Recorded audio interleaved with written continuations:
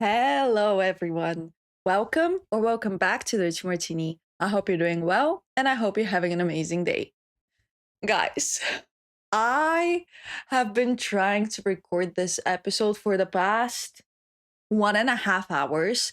I have been trying to set up my microphone properly. As you can see, this time around, I don't have any books for it to stand on because I figured out that this is actually distorting the audio. But then the thing is, I talked to a friend who knows his stuff about this audio setup and mixing and whatnot. And basically, I would like to wholeheartedly apologize for the way the audio sounded for the past two episodes because it was me who sabotaged it. I was like, oh my god, did I just spend that much money on a microphone and the audio still sounds like this, so incredibly distorted and chopped? No, Diva, it was me because the thing is, I am not ashamed to admit that I don't know stuff. But still, I am very proud and I feel like I know stuff. So I just, when I downloaded the software I'm using to record for the first time and I set up the microphone, I was like, you know what? I have no clue what the decibel range is that's suitable, but let's just put it to the max. And I don't know what's a suitable frequency range. Let's just put it to the max. So I would like to apologize for the things your ears endured for the past 2 weeks. And if you actually listen to those episodes, thank you. I know you put yourself through stuff. And here's the thing, maybe it's high time I realized that just buying the proper technology and the proper setup is not sufficient. I should also know how to use it, but it's okay. We live and we learn. I literally spent a lot of time trying to set it up this morning. I did multiple tests. I watched so many YouTube tutorials. I remember, I took note of what my friend told me when I was back home. Hopefully, this time around, it is good. If it is not, I promise you, I am trying to figure it out. Just be patient. I'm sorry. I know it bothers me too. I'm trying to monitor it over here. I don't know what I'm doing, but it's okay. It's okay. We live and we learn. And I'm just praying, praying that because the thing is, you when you live in a house with that many people the way I do, obviously someone is doing laundry at any point of the day.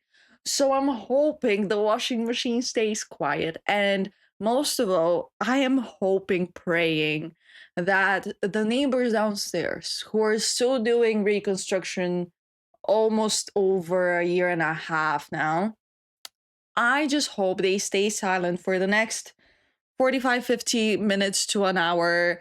I pray because they've been waking me up every single morning, and I crave talking to you guys because I have been having a week. I feel like I start every episode like this. Oh, I have been having a week, but why is every week a week in my life? I'm sorry. I'm not trying to portray myself as a victim, but why do these stuff keep happening to me? So, if you watched last week's episode in which I rant about Harry Styles, I rant about heated rivalry, which I could go on and on and on about.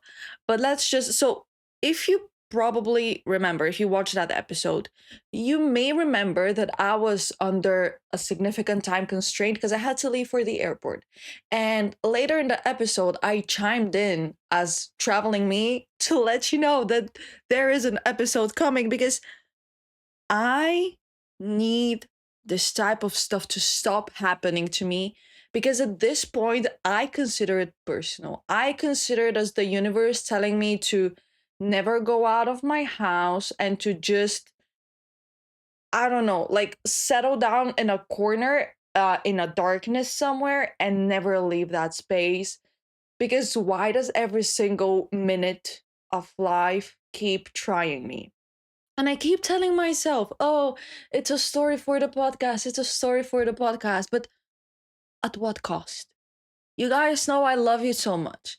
You know, I love this podcast more than I love anything. And I just really wish my love and passion didn't come at this cost, because that cost sometimes is just becoming too high to pay. But we will cover costs too high to pay later in this episode. But let's just do it step by step. So, obviously, I'm going to tell you about my travel story. And yes, I know you may be exhausted from hearing me talk about my travel experiences, but I'm exhausted from experiencing them. So, if you want to stop having to listen to such narratives, maybe next time just like, light a candle and say a prayer in my honor so that I have a chill travel experience, because when I had chill travel experiences, I never came on here to complain. But it's okay. So basically, last week, I was it last week? Well, the week before that, I was getting ready to leave for Bulgaria. And as per usual, the flight was in an ungodly hour and early in the morning, which meant that there were no suitable trains, which meant that I had to do my well tried out and well developed scheme of going from where I live to Schiphol Airport, which is 24/7, stay there for 4 or 5 hours, catch the first train to Eindhoven, and from there fly to Bulgaria. Now, that I know sounds exhausting, and it sounds like well thought out, right? You would think, considering that I've done this for almost 5 years, which is just crazy to think, because like now I also have a new housemate, and yesterday she was like, "Oh yeah, you've lived here the longest, right? You've lived here for 2 years." And I was like, "Yeah, yeah, yeah, actually." And then I was like, "No, I've lived in this house for 4 years. I'm so old. I don't know." It's okay. I will freak out about me turning older. Oh no, now this is going to bother me.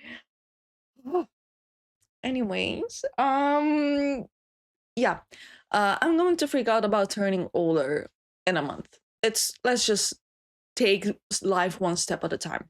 So on Thursday, I was getting ready to leave for the airport, but the thing is, Thursday itself was very chaotic, or like, if not chaotic, very dense, very packed in terms of things I had to do before I left. And I mentioned some of them to you last week, but let's just put things into perspective once again.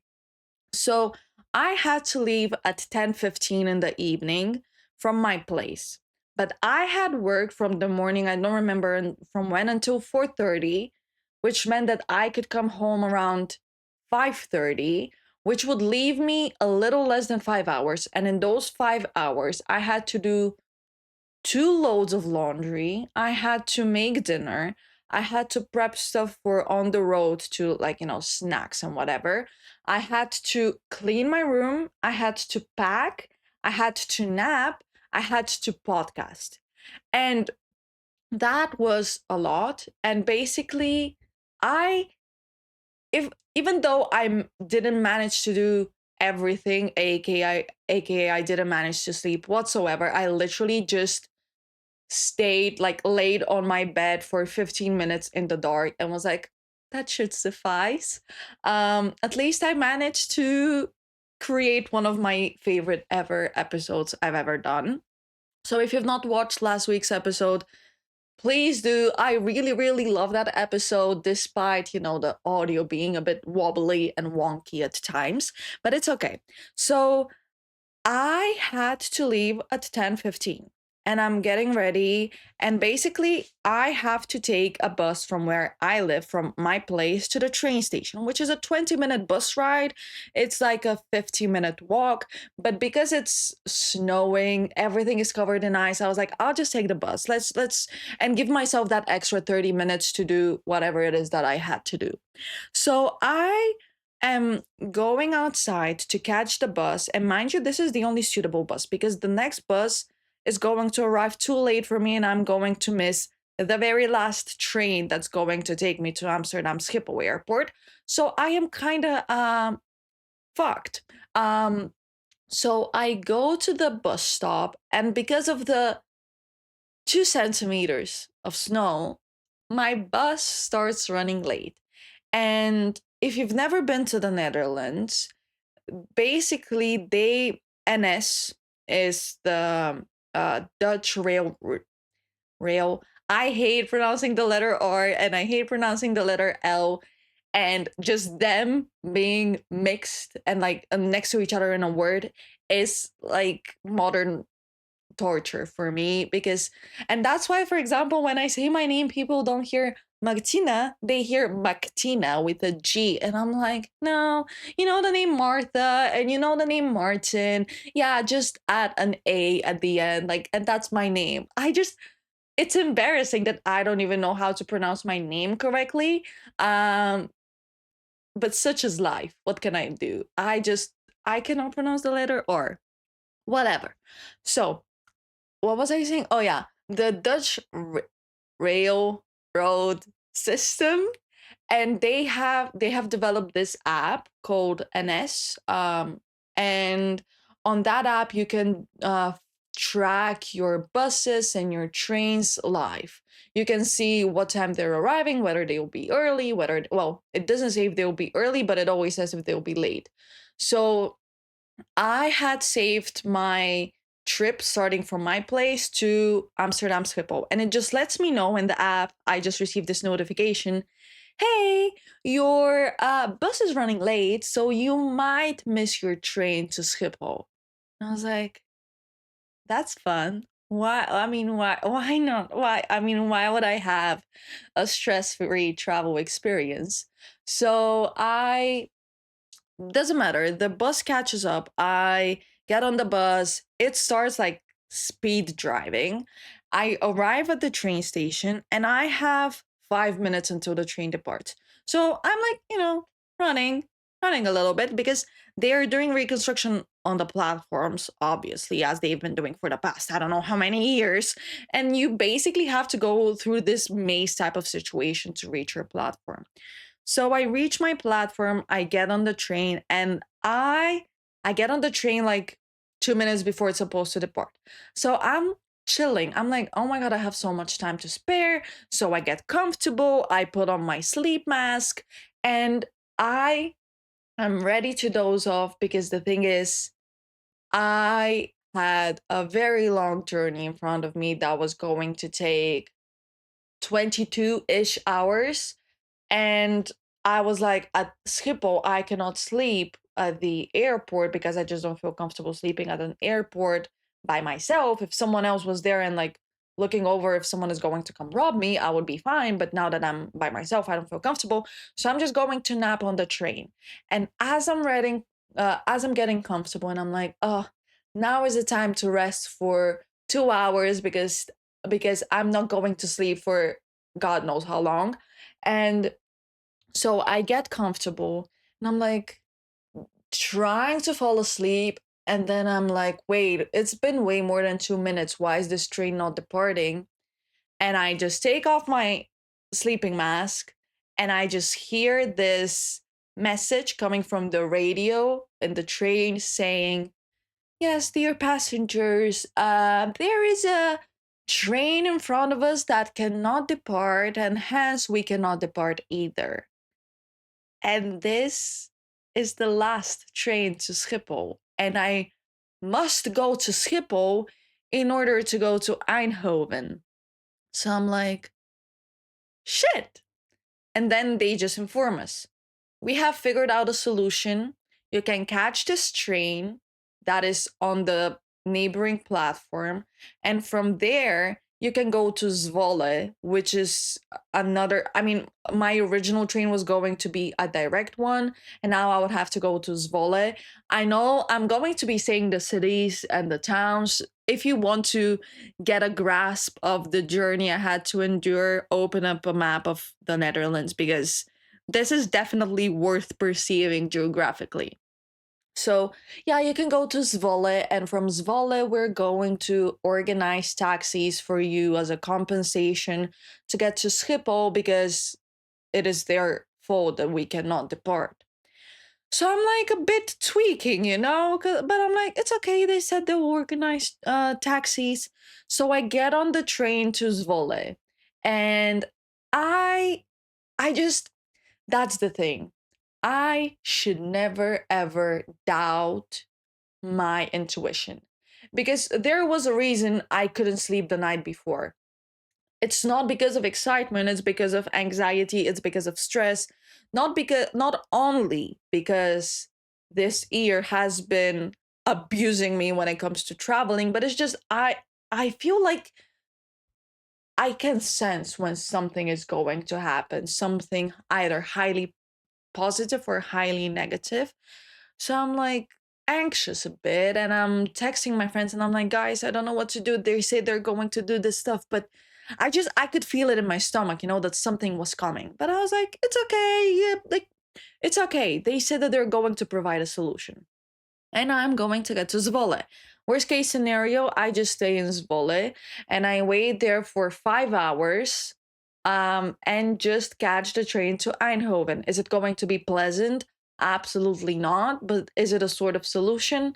Kinda. So I get on that train, that second train, and I am traveling to Zwolle and I'm trying to calm myself down. I'm putting back on my sleep mask and I'm like, it's okay, just doze off. It's okay, you deserve to rest. And the train just stops, and it stops in a town I had never heard of. It's a town called Gocheveen. I literally told it yesterday to my Dutch housemate, and she was like, I've never heard of this, which I think that speaks volumes. If you're from Gocheveen, I'm sorry, I don't mean it as an offensive thing. It's just like, that was not my end destination. So we stop there, and they just tell us on the radio, we are not going to continue forward. And I'm like, what do you mean we're not going to continue forward? Because from what I remember, it was 30 to 40 minutes still left to Zwolle or something like this. And I was like, what do you mean? And they just tell us, you can go to platform, let's say 3, and catch a train that's going to take you back to the original destination that we just departed from, and that train departs in 10 minutes, or you can wait another 20 minutes and wait for the next train that's going to take you to Zwolle and see if you can figure it out. And I'm like, that sounds fun, because now basically I am really tempting fate. And what I mean by that is I can go in 10 minutes and go back to where I just came from, or I can risk it and wait and see if I can reach that destination that they told me they're going to provide me a taxi from. But I was really debating what I should do and what's the safer option, because basically, from where I live, the city I live in, there is a bus that could take you to Amsterdam, but not the airport, but just in like Amsterdam Sloterdijk. And it can take you to there. Um, but it's a Flixbus and it departs around 2, 3 a.m. and it arrives in Amsterdam around 4:35-ish. Um, but the thing is, those trains a lot of the times run late, because it's a Flixbus and it's a bus, like it departs from Germany. From what I remember, it departs from Berlin. So obviously stuff can happen on the road, and like it can be delayed by 2, 3 hours or whatever. I will never forget when I went to see 21 Pilots in Hamburg, and my Flixbus was delayed by more than 3 hours. From what I remember, it was not the vibe. So I was like, okay, here's my concept of a plan. So basically, what I'm going to do is I am going to wait for that next train that's going to take me to Zwolle. And if that one doesn't come, because they couldn't give us certainty of whether it's going to arrive to us and from there go to Zwolle or not. And I'll wait for that. And if not, there is another one a few minutes after that that's going to take me back to my original destination. And I'm going to catch that. And I'm going to go back to my city. And from there, I am going to book a bus that was because of dynamic pricing and these cancellations of trains was becoming more and more expensive and seats were running out. So I'm going to get that and go to Amsterdam by bus and just hope for the best. But the thing is, if that second option was the one I had to go for, basically I would arrive back to my city around 1, which meant that I wouldn't have enough time to go back to my place and wait somewhere warm because there's no public transport. And like I mentioned, I live 50-ish minutes by foot away from the train station, and the bus was an hour and a half after my supposed arrival in the city I originally departed from and was supposedly going to go back to. So I would have to wait an hour to an hour and a half. I just really don't remember the time schedule. Um, in the cold, outside, in the rain that was turning into snow. Because the nice thing about Dutch train stations is, and this is crucial, please remember this for the next part of my story. Dutch train stations are on paper 24/7. But what their 24/7 means is that imagine that most Dutch train stations are basically open. They're not, they obviously have enclosures, like they have a closed space, but that closed space, be it the waiting room, be it the inside of the train station where you have shops and whatever, that part closes. What is open is 24/7 is your access to check in and check out to the platforms, which, however, are out in the open. And a lot of them have like a roof, but they don't have walls. So you experience all the wind, you experience all the cold. You, like, if there is wind and rain, you're going to be rained on. So I was like, I really don't want to go through this. Little did I know. So I am just going to risk it and go with that other one to Zwolle. And before I got on that train, I found a conductor. Is that what you say? No, conductor is for like um the thingy for like orchestras and stuff. Director of the train, is that what you say? Yeah. I found one of them and I confirmed with them this option of a taxi being booked for me from Zwolle to Amsterdam. And they were like, yeah, absolutely. You just need to call this number. And I was like, are you sure this number is operating 24/7? And they were like, yeah, absolutely. Don't worry. So I'm like, you know what? It's my duty to try because I was going back home for my parents' birthdays.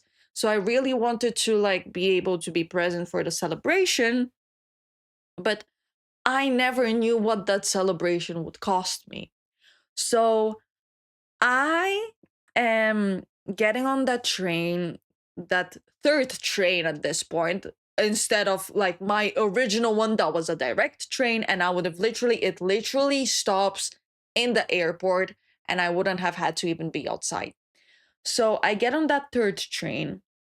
And because of the snow and because of the ice, and mind you, they're to the point of like, you can see the grass above them. And I know we've talked about this, that maybe for the Netherlands that's a lot, but bro, come on. I'll just bring my table salt from home and sprinkle it on top and it will melt. Come on. So I get on that third train, and because of the conditions, it's driving slowly. So I arrive in Zwolle later than, I mean, I was never supposed to go to Zwolle in the first place, but I arrive in Zwolle later than scheduled. And it takes me, so I arrive there, and it takes me a little bit to, like, navigate stuff and figure out what's going on.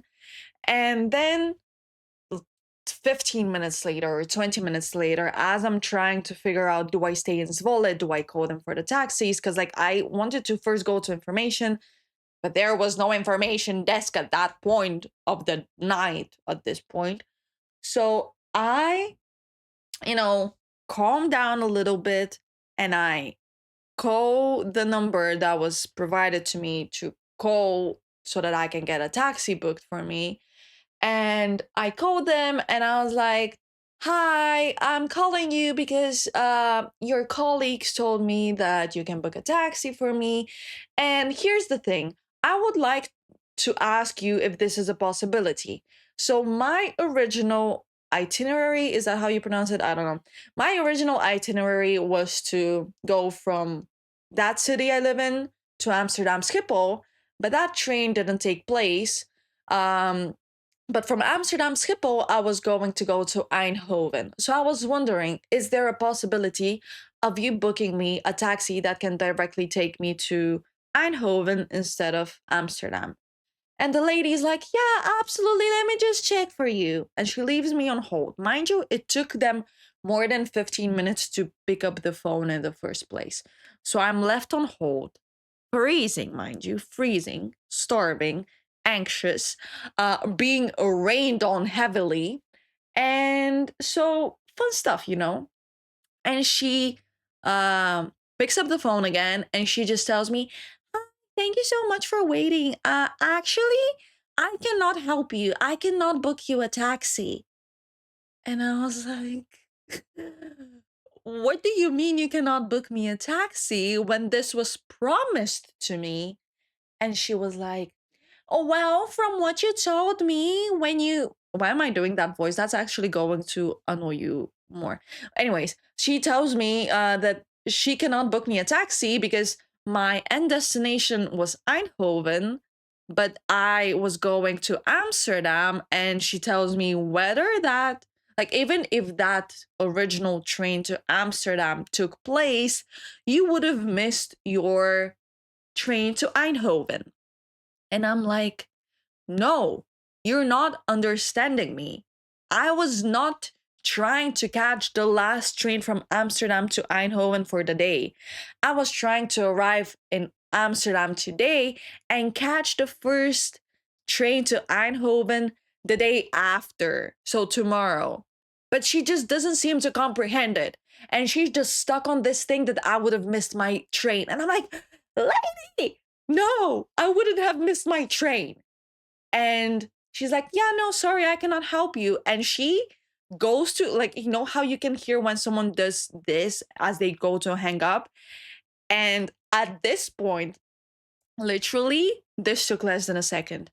But I just had, like, these visions of myself having to stay in Zwolle for 5 hours with no shelter, as it's raining, turning into snow, as it's windy and cold, and I have nowhere to go.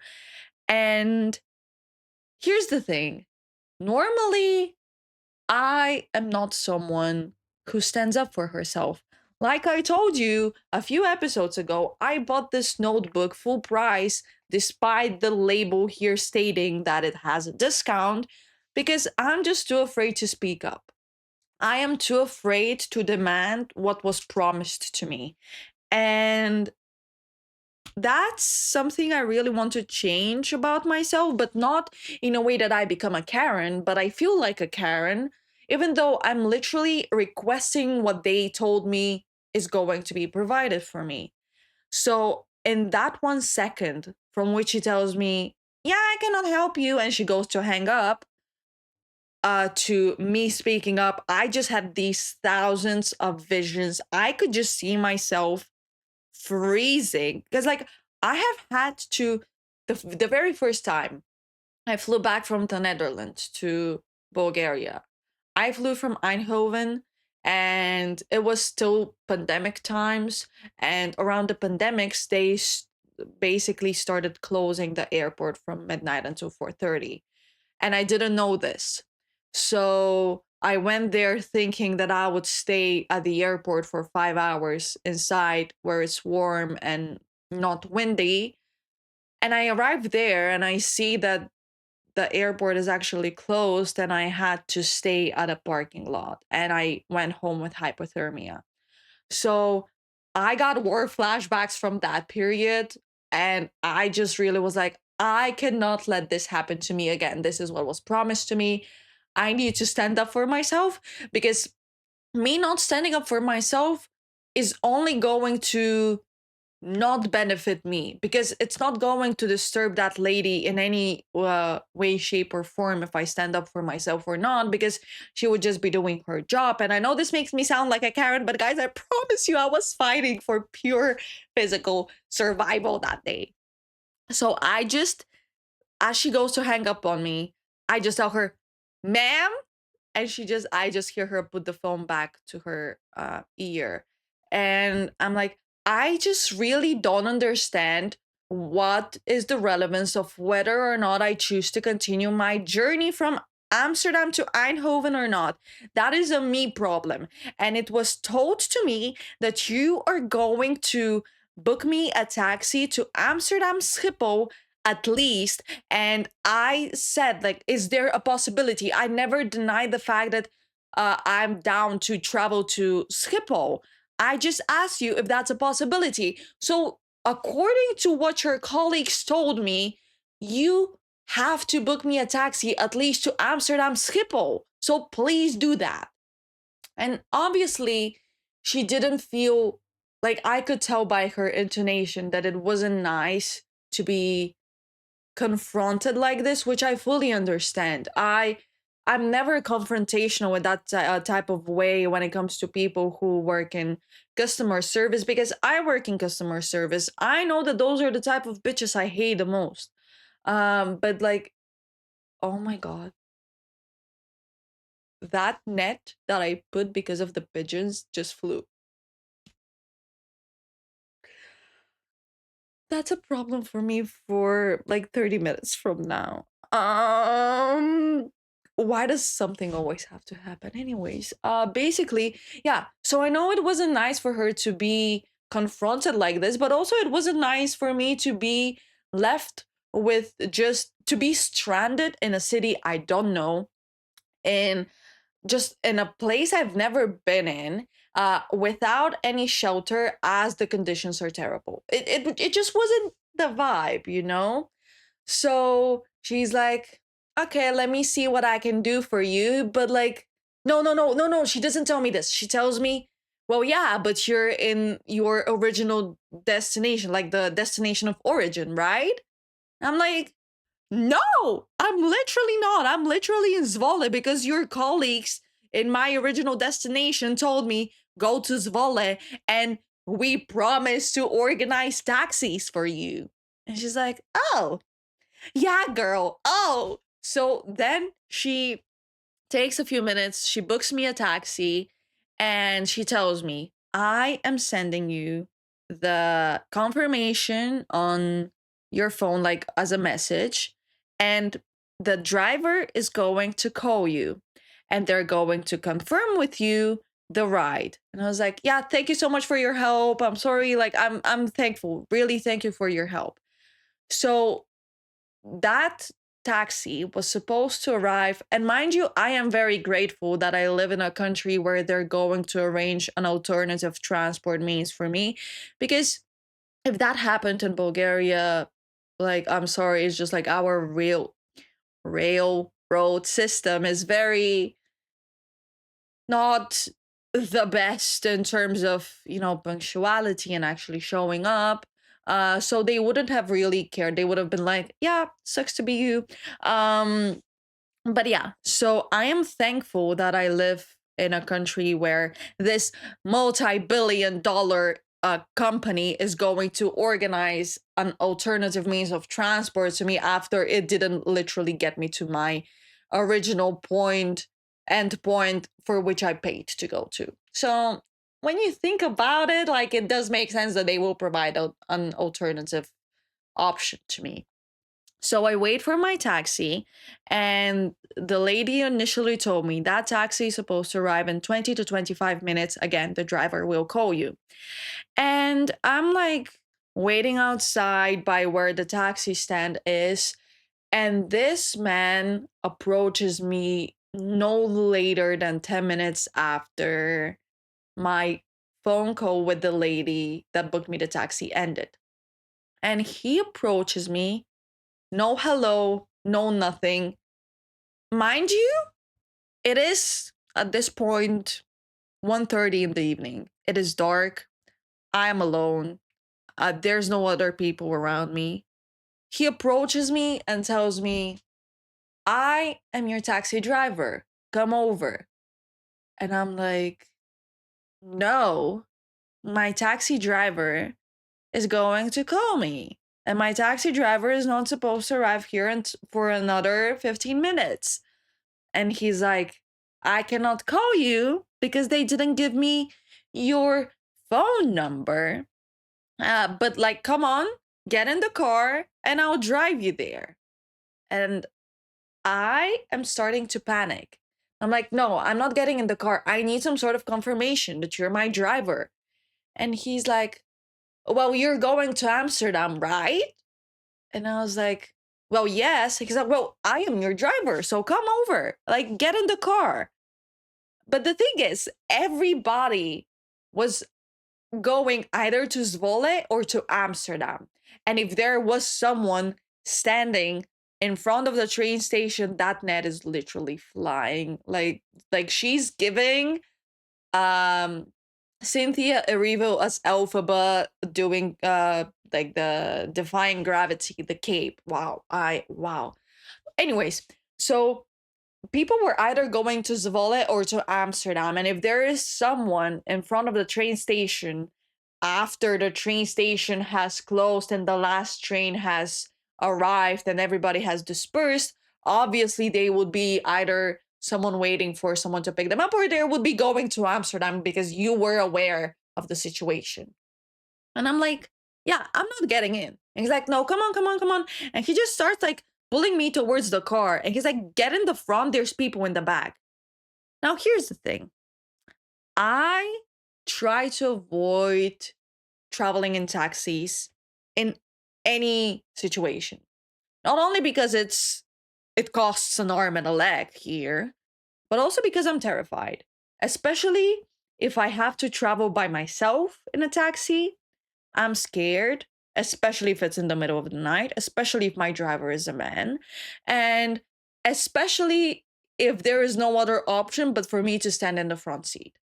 I like this was my worst nightmare, and it was going against everything I have been taught in my entire life. And I'm terrified. And I'm like, no, I'm not getting in. And he's like, no, come on. And he just opens the door for me and just like kind of like doesn't like push me, but like helps me get inside. And I'm like, shit, what the fuck do I do? Because in my mind, this is the time in which I get abducted, I get sex trafficked, human trafficked, I get raped, and I get murdered. And I'm like, what the fuck did I just get myself into? And I turn around and I do actually see people in the back, and I see that it's this girl and a guy who I had seen in the train earlier. And I'm like, guys, please, because like the driver opened the door for me, and then he had to like he closes the door, and then he had to walk around the car to enter his on his side. So I had a few seconds to talk to those people without the driver hearing. And I was like, guys, come on. Like, he's telling me that he's my driver. My driver was supposed to call me. I didn't get confirmation. I don't know who this man is. And are you traveling to Amsterdam? And they're like, girl, no, we're literally not traveling to Amsterdam. We're going to a village that's less than 10 minutes away. I'm like, I'm so scared. And shout out to the girlie. Girl, I don't remember what you look like because I was so paranoid. I was so scared. But helped me a lot, and they were Dutch. The driver was Dutch, and they start talking to him, and they're like, "Wait, sir, who? Like, why are you taking her? Like, she said that she's going to Amsterdam, and we're not going to Amsterdam, and she said she didn't get confirmation. Blah blah blah blah." So she and then he later also joins in, and they start like, standing up for me because I was terrified. And the driver just starts explaining to them in Dutch the same thing he told me in English, that he didn't get my phone number and he's just going to pass through their village on the way to Amsterdam. And I am terrified because on my way, like, basically now it's set in stone that there is no leaving. And I was, how in certain situations you're either fight or flight? I was freeze. I didn't know what to do. I genuinely thought I was getting abducted because when I get in taxis, I always try to take note of the registration plate. This time around, I simply couldn't because it was so chaotic. It was so fast, and I was so scared. And then I was like, I don't even know if this is a legit taxi or is it an Uber? Is it just a random person? I don't know. And then I see that he has put his driving license on the like where the AC is. So I see his driver's license, but I don't see a registration of the taxi. And then when I calm down, I saw that it's a legit taxi, and he drops them off. Like, he drops off the girl and the guy at their village. And they were talking throughout those 10 minutes, and I'm staying silent, but my mind is not silent. I am freaking out because I am convinced that I just was sentenced to death, and I am terrified. I have tears in my eyes, but I'm trying to not let them show because I don't want them to see that I'm scared. I am like basically hiding like this at the end of my seat, and I am texting my friends, I'm sharing my location, I'm tracking on maps where I'm going, and I'm to my friends, please, guys, this is what's going on. This is the situation. I am terrified. And my friends were tracking my location. And the thing is, I did not dare tell my parents and my sister, like, I didn't dare tell my family what was going on because as I'm in those situations, I myself am scared and I am in the context. I see what's going on. I see more stuff than my family does because my family only knows what I let them know. So I was like, I'm not going to let them know because if I let them know something like this is happening, that I got in a taxi that was not confirmed to me as my taxi, they're going to freak the freak out and they will not be able to sleep. They will start panicking because they, just like me, will think that I'm getting abducted. And I am freaking out and I'm starting to, like, my life is flashing before my eyes. And I'm genuinely convinced I'm going to die. I'm genuinely convinced that the second those people, like from the back, get out of the car, that's it for me. And I so he drops them off. He puts Amsterdam Schiphol in the navigation, and I'm freaking out. Like, guys, like I'm paralyzed up with fear because I really wanted to go back to the back seat, like to go to the back seat now that it was empty, but I just couldn't. And I was like, this man, is he going to touch me? Is he going, like, what is he going to do with me? Because I have no confirmation that this was happening, like, whatever. So I was terrified.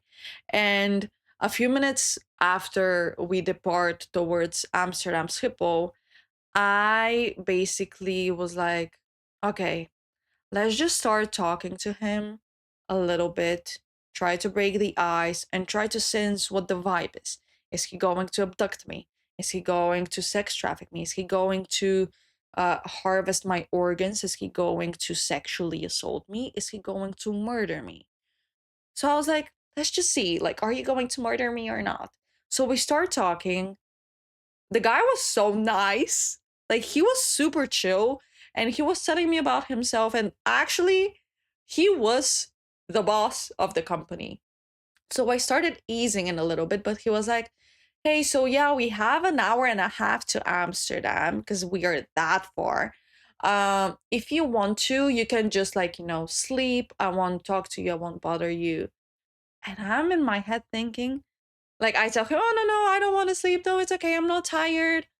I am exhausted, but I am so full of adrenaline that I am going to be murdered that I will not ever let my guard down. Like, I am terrified to blink because even though he's giving me the vibes of now, after we've talked, that he's not going to murder me, you can never be so sure with strangers at 2 a.m.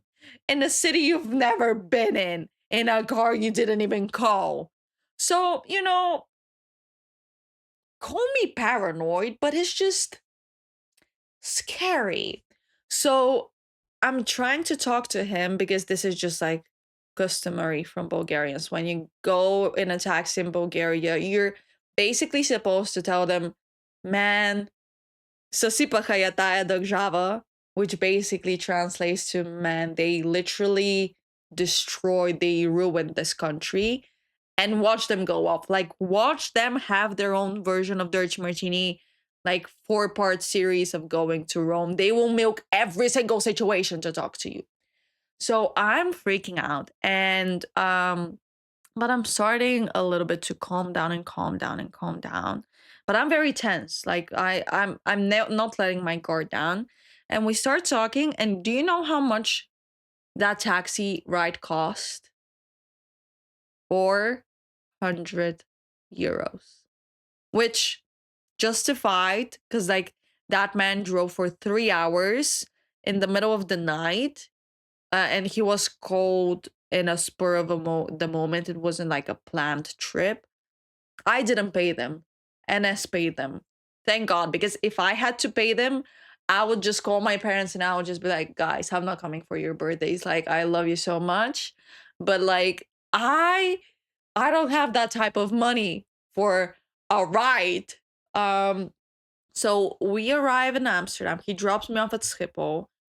And at this point, I start calming down a bit because I was like, oh, I didn't get abducted. My organs were not harvested. How nice. Like, honestly, once you switch your perspective, you start being appreciative of the little things in life because, hello, I know that maybe some of you are thinking that, oh, you're like just like you're over exaggerating and you're blowing it out of proportion and you're scared for nothing. I'm not scared for nothing. So, yeah. And this is the only time I'm letting my parents know, hey, I arrived safely in Amsterdam. Everything is okay. I did not tell them until I got home what I had gone through because they would have freaked out. Because, like I mentioned, I have the context, they don't, and they're going to be freaking out. So, if let's say I had children, I would much rather this happen to me than to them because I would be freaking out. Because, and this time around, I know I go through city situations with traveling. And I know this is going to sound cocky. I know I'm pretty good at navigating such situations. But this time around, I even impressed myself. I was so taken aback by the fact that I managed to, because the thing is, I left at 10:15. Mind you, I'm nowhere near arriving in Eindhoven yet. But I was supposed to arrive in Amsterdam. And at this point, I arrive in Amsterdam and I'm like, I had 9 hours of trying to figure out how to arrive in Eindhoven and I am almost there. So I arrive in Schiphol. At this point, my phone is almost dying because the entire time I was tracking my location and I was texting my friends and I was like, I'm alive, I'm breathing, my organs have not been harvested yet. I promise you it's me. He didn't steal my phone and he's not texting from on my behalf. So we do that. I arrive in Amsterdam and I just feel my body is weighing 1,000 tons. Like it's heavy. And I just sit on these uncomfortable as fuck plastic chairs that felt like the most comfortable thing ever. And I just sit there and I just grab my sandwich and I'm just trying to reflect on everything I had just gone through. And I'm like, wow, wow, wow, wow. And as I'm eating, I hear something. Mind you, my original plan was for me to go to Schiphol and study. I My brain was not there. So I was like, oh, let me just like grab my laptop and I'll edit the podcast. And I'm eating and I'm editing the podcast and I hear a sound, but I'm like, that cannot be coming from the podcast. I know I didn't set up the audio properly, but that cannot be it. And I just turn around, turn to my right, and I see a herd of rats just running like this. And I'm like, yeah, I mean, obviously, obviously. So that was fun. And I basically was sitting the way I'm sitting right now because I didn't want anything of my body to touch the floor in case a mouse, like a rat, they were rats, they weren't mice, in case a rat runs towards me. And then after a few hours, it's time for the first train to Eindhoven. And I catch that one. It arrives later than expected. I have to run to the airport, but it's okay because I arrived in at the Eindhoven airport successfully. I caught my plane. I arrived in Sofia. I met up with a friend, and then I caught a bus to my hometown. And at 8:30 in the evening, I was home, and I was exhausted. And that was just, I don't even have the words to sum it up. I'm speechless. She said after speaking for 50 minutes, I am speechless. And I just want this type of stuff to stop happening to me. And on the way back, and I promise you I'm almost done. I really also wanted to talk about the Super Bowl, but like I don't have the time right now. So I just wanted to say that mi gente Latino, mi gente Latino. I'm going to talk about the Super Bowl. Don't worry. Maybe not in this episode. But on my way back, I basically had to do like a similar scheme. I had to take a bus from my town, but like in the middle of the night, and arrive in Sofia and catch public transport and change two forms of public transport and arrive at the airport. But here's the thing, if Sofia, if Bulgaria can do it, then so can the Netherlands, because the Netherlands is so much more richer than Bulgaria. And this is something I will never comprehend. The fact that here in the Netherlands, there is no 24/7 transport, public transport to the airports. Like even from the cities themselves. Like there is no, like if you go, like you just like there are a few hours in which the airport is simply not reachable. And to me, that is simply outrageous, especially if your airport works 24/7. Because in Sofia, the airport works 24/7. And yes, public transport throughout the night is more sparse than it is throughout the day. But there is public transport because you just simply cannot deny the the traveling of passengers to the airport. Like that's just not how it works. So I am so incredibly happy with Sofia and the fact that I could get access to the airport at this hour.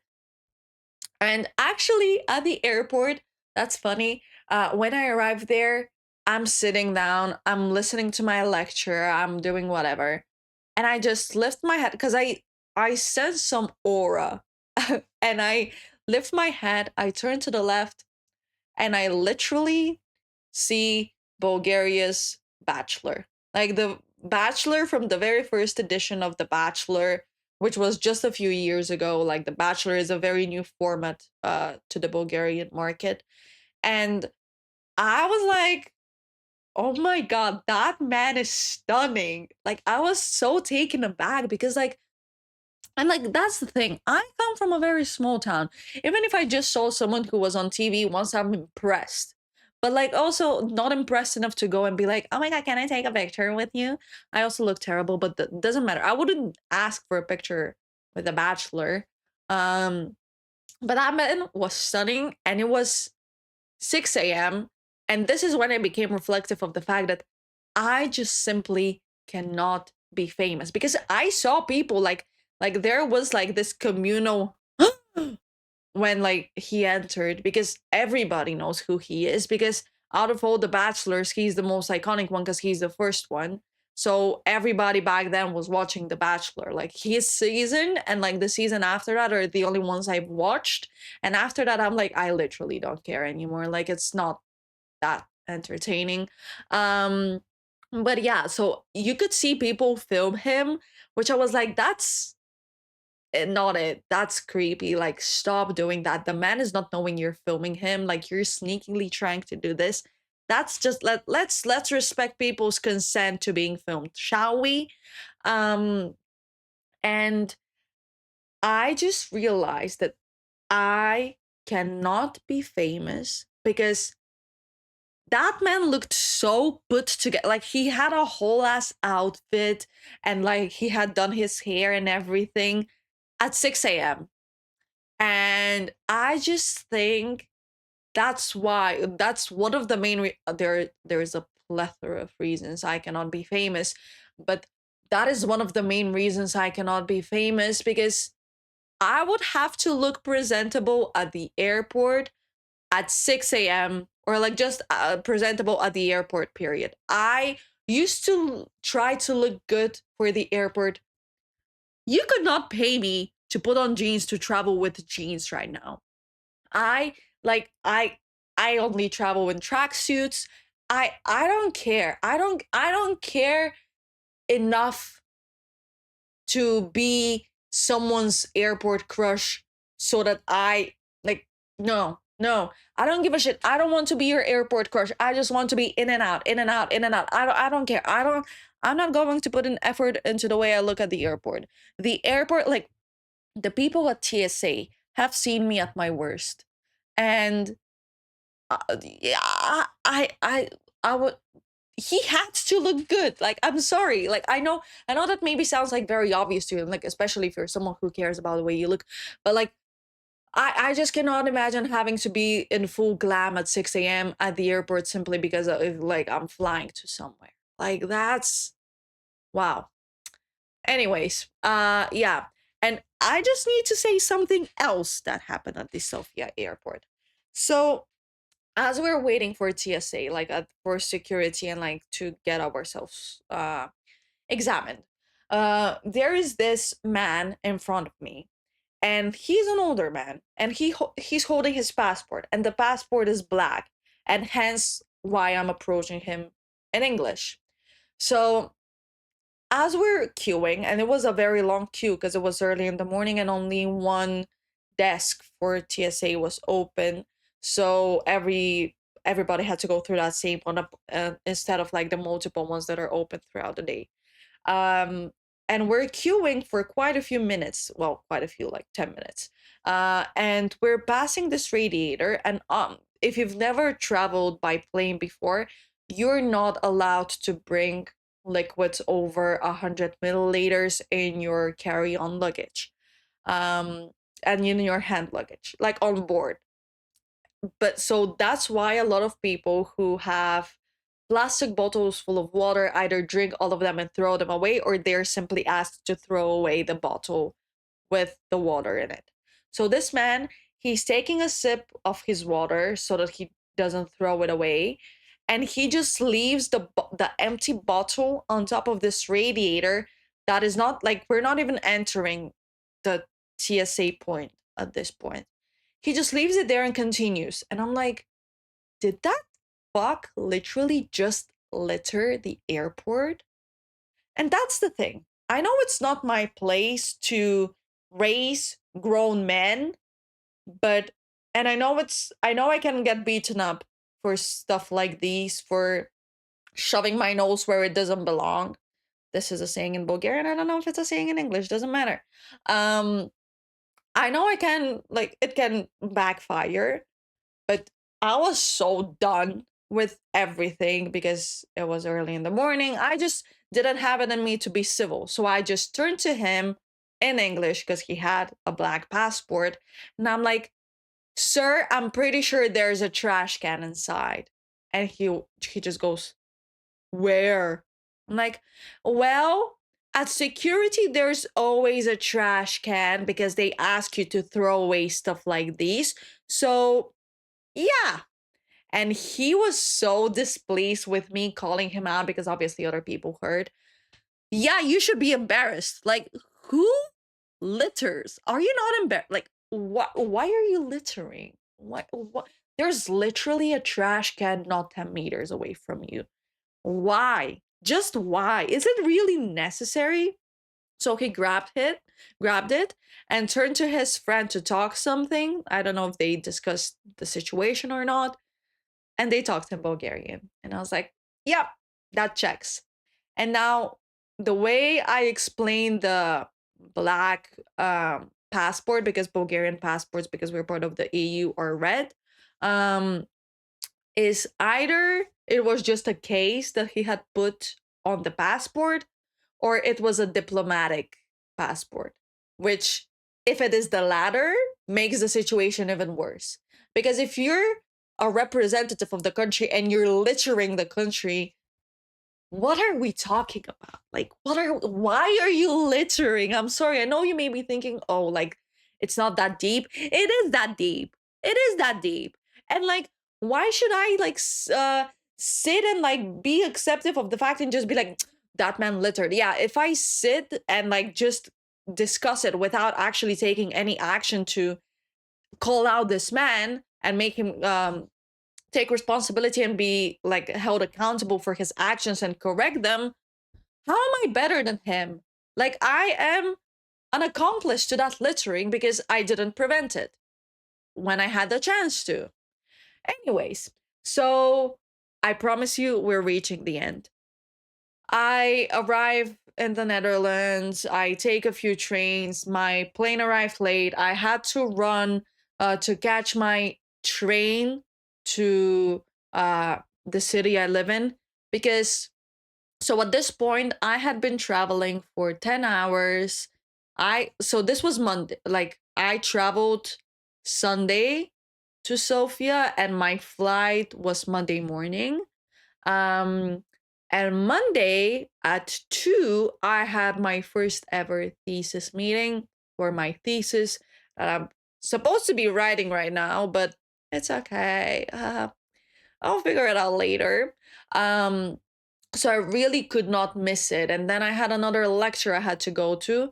So I had not slept because on Saturday going into Sunday, I slept for 4 hours because I was out with friends until 4 or something like this. And I didn't want to sleep throughout the entire Sunday and lose my last day in Bulgaria. Um, Waste, not lose. So basically, I slept for 4 hours. I traveled the entire night and I went to that lecture, that meeting first. I was very productive. Then I went to that lecture and I was falling asleep every 10 minutes. And like, I'm taking notes, but I'm falling asleep. And it's not because it's not interesting. I find the course very, very interesting. It's just I'm exhausted. And I'm taking notes and I'm dozing off and I just wake up like this. I'm sitting, mind you, on the very first row. Like, literally, I'm eye level with the lecturer. I'm literally sitting in front of him. So that was very disrespectful and I apologize. I promise you it's not because you were boring, it was because I had been so incredibly sleep deprived. And I'm taking notes, and as I wake up and I take a look at the notes I've taken, I had started writing out the dream I had started having as I was dozing off. So fun stuff. And then because I was like, you know what, after this exhausting travel day that I had had, my knee is killing me. Ow.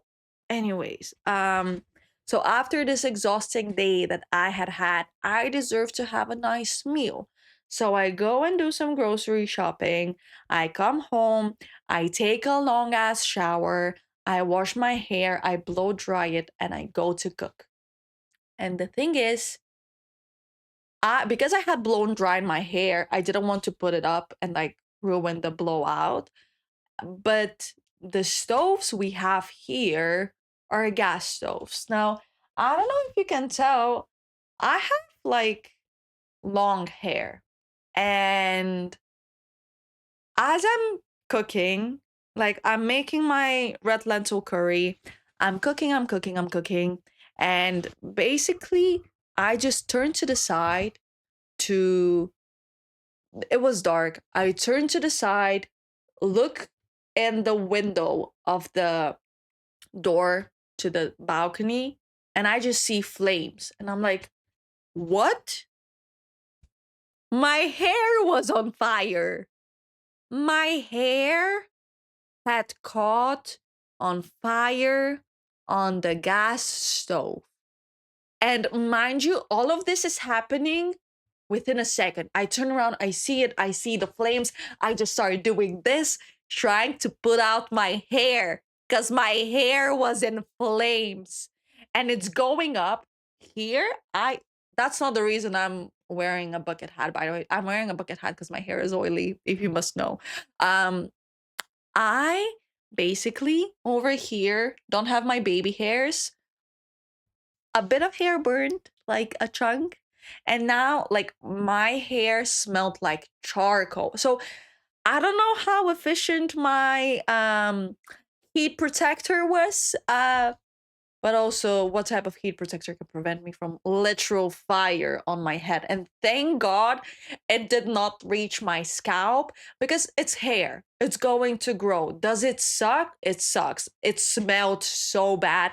And wherever I was going, there was charcoal falling from my head. And now, you know how split ends look? Well, maybe you don't. I don't know. Well, split ends look split. Now my hair doesn't look split. It looks burnt and it's very dry to the touch. And it's like you're touching dried grass. It's not the vibe, not the silky smooth finish that I was going for. And I'm so thankful it did not reach my scalp because it's hair. It's going to grow. But if it had burnt my scalp or my skin in any capacity, that would have literally sucked so bad. And mind you, throughout this whole experience, I am staying silent because I'm like, oh, well, I live with people and I don't want to disturb them. Girl, you're literally on fire. You're literally on fire. Call for help. But it's okay because, like I told you, I am scared to speak up for myself, even if that means like burning alive. Like I'm scared. So that was just, I think, a very nice summation of what my travel experience was like. And that ending was almost about to be the end of me, literally. And I think it was just the universe telling me, girl, go to bed. Go to bed. Like, but while those stories are not fun to live through, I hope they're at least entertaining to listen to. But yeah, uh, I'll just leave it at that. I want to thank you all so much for listening to this episode. I want to thank myself for surviving through those trials. And I hope to see you in the next episode, which is hopefully not going to be with me telling a story that in many instances was a life or death situation. So thank you so much for listening to this episode. I hope to see you in the next one. But until then, stay hydrated, wear sunscreen, and don't support genocide. Bye.